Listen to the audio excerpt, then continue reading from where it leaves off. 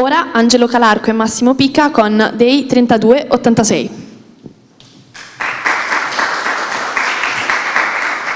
Grazie a tutti, io sono Angelo Calarco, sceneggiatore e regista di commedie, e insieme a Massimo Pica, che purtroppo oggi non c'è, autore comico di Torino, abbiamo scritto Dei 3286. Dei 3286 è una commedia di fantascienza ambientata alla fine del XXI secolo, in un futuro distopico in cui gli esseri umani non sono più autorizzati a prendere nessuna decisione e vivono in completo isolamento l'uno dall'altro.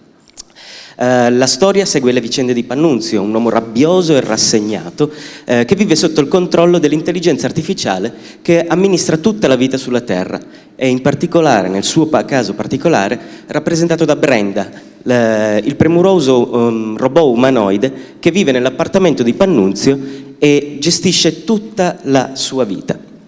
E si prende insomma cura di lui tutto il giorno, tutti i giorni, a tutti i costi, e non permette a Pannunzio neanche di suicidarsi in santa pace. Brenda infatti esiste con un unico scopo, quello del benessere di Pannunzio, facendogli mangiare quello che non vuole, facendogli ascoltare la musica che non gli piace e facendolo trombare quando non ne ha voglia. Insomma, in questo scenario distopico e opprimente, Pannunzio ha uno spiraglio di luce nella sua vita, la ragazza coi capelli rossi.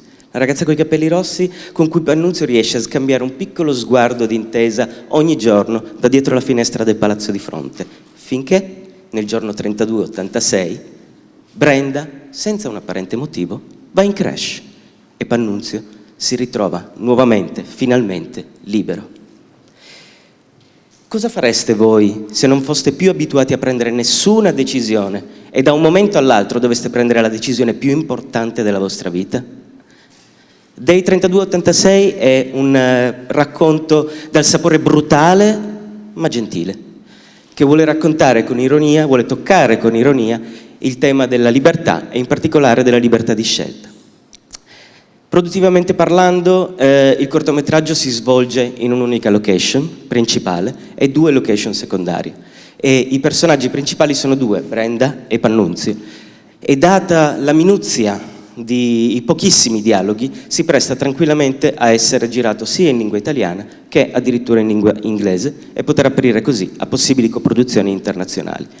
Il look del cortometraggio, il look futuristico del cortometraggio vuole essere fatto attraverso, diciamo così, piccole estensioni della realtà per mezzo di elementi scenografici, costumi e effetti digitali non invasivi, esattamente come succede nella serie TV Black Mirror, che è stata presa anche ovviamente come punto di riferimento o come ispirazione per questa storia.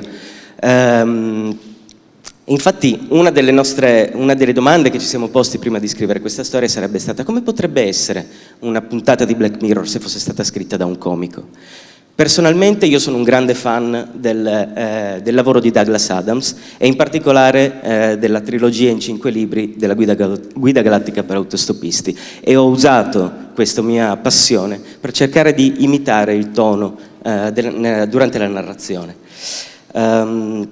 Altre cose, direi che ovviamente il cortometraggio è rivolto verso amanti dei film di genere, in questo caso della fantascienza e della commedia, e come ultima nota potrei dire che questo cortometraggio potrebbe anche essere considerato un proof of concept per un eventuale lungometraggio. Grazie a tutti.